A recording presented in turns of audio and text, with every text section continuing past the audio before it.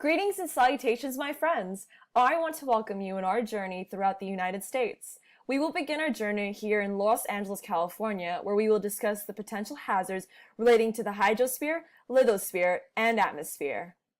Here, we see our first destination. The map shown shows the amount of rain and precipitation in Los Angeles area.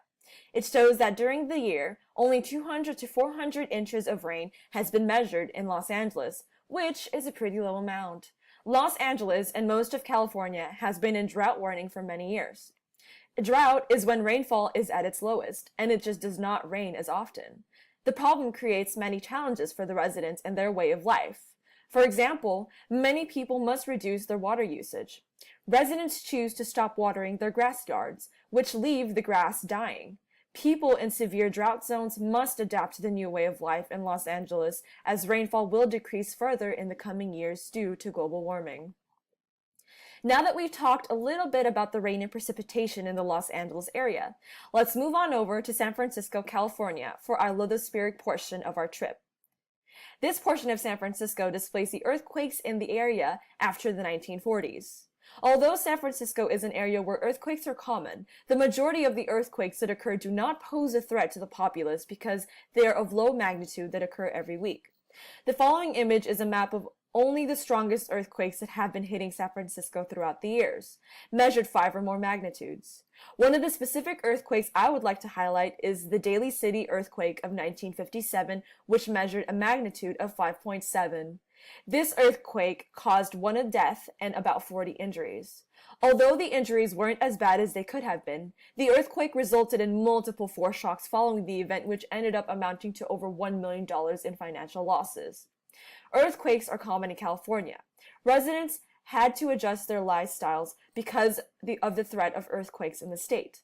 Earthquakes occur when two sides of a fault slip suddenly against each other. In California, there are hundreds of faults and about 200 of them are considered hazardous. More than 70% of the population of California reside within 30 miles of a fault where potentially high ground shaking may occur in the next 50 years. Although it is impossible at this moment to stop earthquakes from occurring, what can be changed is people's response to them. Pouring money into funding earthquakes educational programs for students and parents in schools can go a long way in educating our society and allow them to be more prepared in the actions that they need to take when a life-threatening earthquake does occur. Now that I've spoken about our lithospheric portion of our trip, let's move on over to Flint, Michigan, where we can go over the natural hazards of our atmosphere. Flint, Michigan has been prone to tornadoes for many years. The deadliest tornado recorded in Flint, Michigan was on June 8th of 1953. A violent F5 tornado struck the Flint, Michigan area and caused chaos across the state. This tornado killed 116 people and injured 844 people. The tornado was the last tornado in the United States to result in over 100 deaths. In 2000, National Weather Service poll voted that the Flint tornado was the worst natural disaster in the state of Michigan in the 20th century. Most of the tornadoes in the United States happen in certain areas. They occur mostly in the central regions of the country. They're formed in areas known as tornado alleys. The reason why tornadoes happen during springtime, especially in the Midwest, is because of the temperature patterns in the country. They occur when cool polar air travels southeast from the Rockies, overriding warm, moist, unstable air from the Gulf of Mexico in the eastern United States. Now that we've talked a little bit about the hazards relating to the hydrosphere, lithosphere, and atmosphere at certain destinations of the United States, we will now return back to our original location in Los Angeles, California.